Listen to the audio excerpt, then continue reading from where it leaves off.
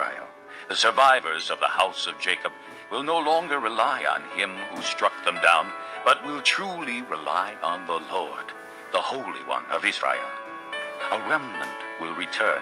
A remnant of Jacob will return to the mighty God. Though your people, O Israel, be like the sand by the sea, only a remnant will return. Destruction has been decreed, overwhelming and righteous. The Lord Almighty, will carry out the destruction decreed upon the whole land. Therefore, this is what the Lord Almighty says. O my people who live in Zion, do not be afraid of the Assyrians, who beat you with a rod and lift up a club against you as Egypt did. Very soon my anger against you will end, and my wrath will be directed to their destruction. The Lord Almighty will lash them with a whip, as when he struck down Midian at the rock of Oreb, and he will raise his staff over the waters as he did in Egypt.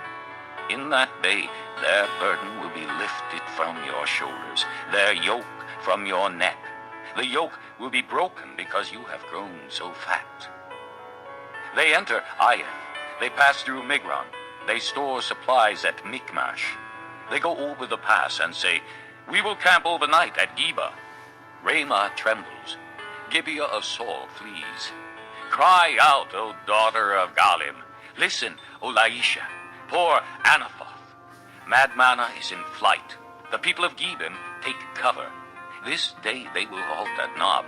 They will shake their fist at the mount of the daughter of Zion, at the hill of Jerusalem. See, the Lord Almighty will lop off the boughs with great power. The lofty trees will be felled, the tall ones will be brought low. He will cut down the forest thickets with an axe. Lebanon will fall before the mighty one. Chapter 10. Woe to those who make unjust laws, to those who issue oppressive decrees to deprive the poor of their rights and withhold justice from the oppressed of my people, making widows their prey and robbing the fatherless. What will you do on the day of reckoning, when disaster comes from afar? To whom will you run for help? Where will you leave your riches? Nothing will remain but to cringe among the captives or fall among the slain.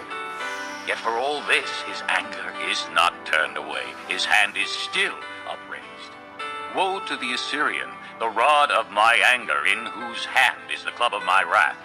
I send him against a godless nation. I dispatch him against the people who anger me, to seize loot and snatch plunder and to trample them down like mud in the streets.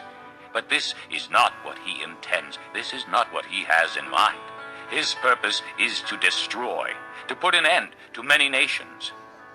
Are not my commanders all kings, he says? Has not Calno fared like Carchemish? Is not Hamath like Arpad, and Samaria like Damascus? As my hand seized the kingdoms of the idols, kingdoms whose images excelled those of Jerusalem and Samaria, shall I not deal with Jerusalem and her images, as I dealt with Samaria and her idols? When the Lord has finished all his work against Mount Zion and Jerusalem, he will say, I will punish the king of Assyria for the willful pride of his heart and the haughty look in his eyes. For he says, by the strength of my hand I have done this, and by my wisdom, because I have understanding.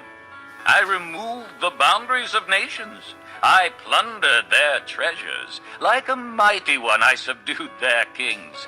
As one reaches into a nest, so my hand reached for the wealth of the nations.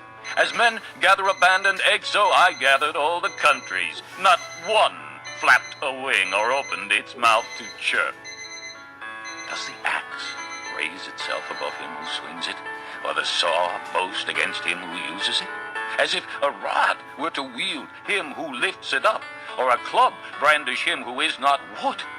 Therefore the Lord Almighty, will send a wasting disease upon his sturdy warriors. Under his pomp a fire will be kindled like a blazing flame. The light of Israel will become a fire, their Holy One a flame. In a single day it will burn and consume his thorns and his briars.